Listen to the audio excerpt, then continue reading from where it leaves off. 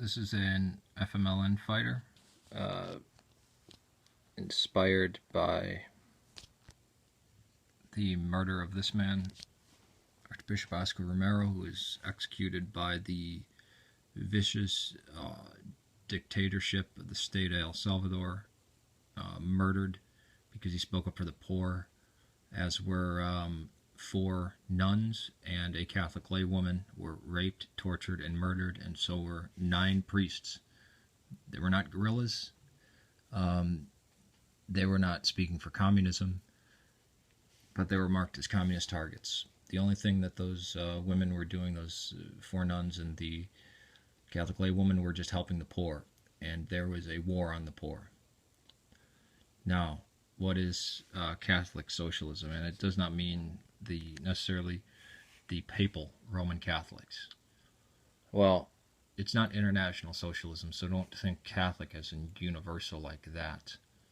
What does socialism need if it's going to work? And I don't mean absolute abolishment of private property. This is international socialism, communism, or Marxism.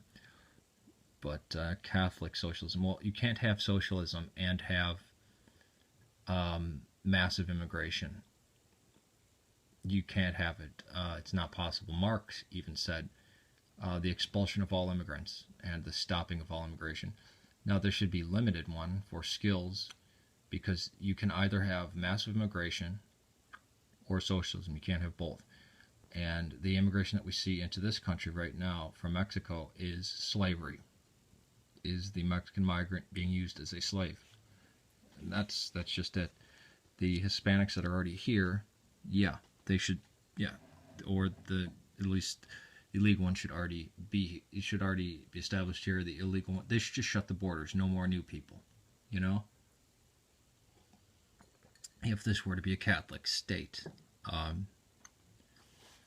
but Catholic socialism would not destroy the family, would not destroy all traditions. Actually, it would exalt the family, it would encourage a birth rate so that immigration would be needed, so that a country could stand by itself. It would kind of almost be what you would see as isolationist.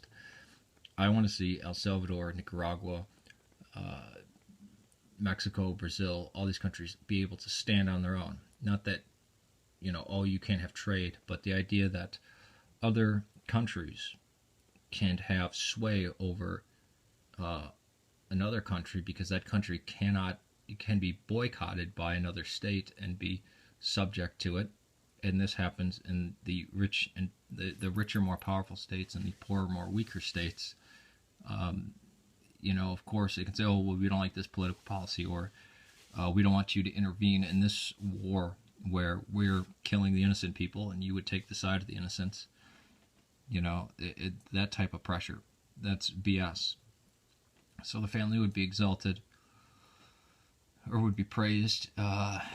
The culture, the indigenous culture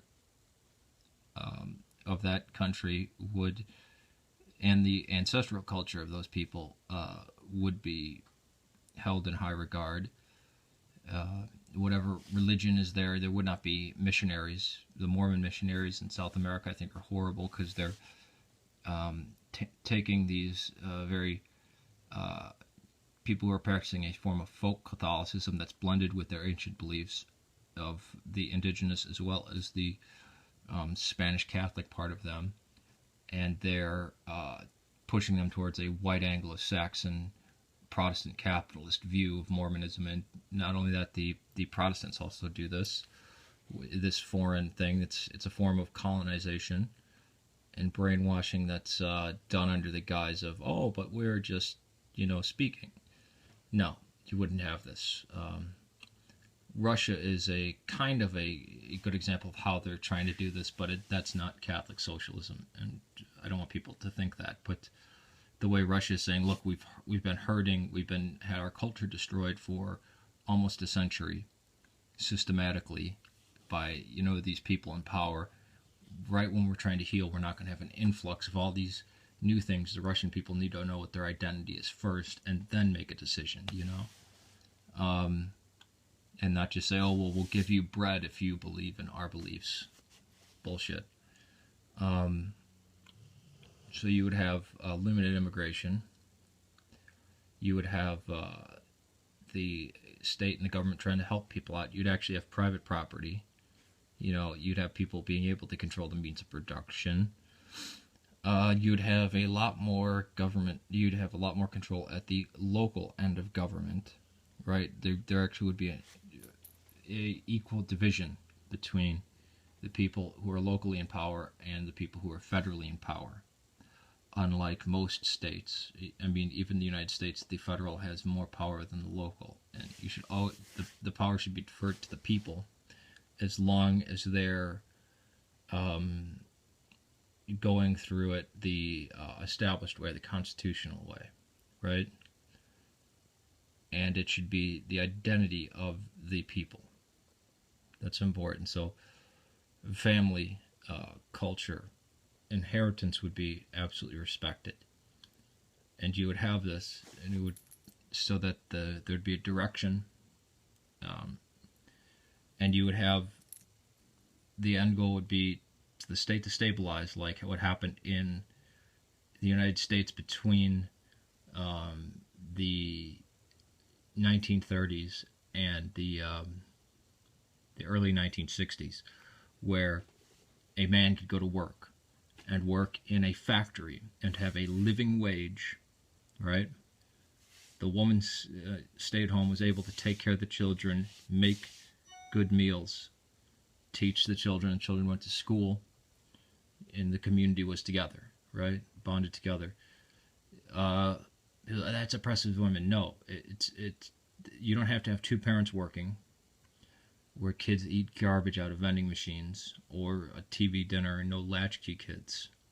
I don't understand the idea of feminism wanting women in the workforce. This doesn't make any sense, especially mothers. Oh, they have two full-time jobs. Why the fuck should they? I mean, motherhood should be cherished, yet modernism and postmodernism has denigrated it.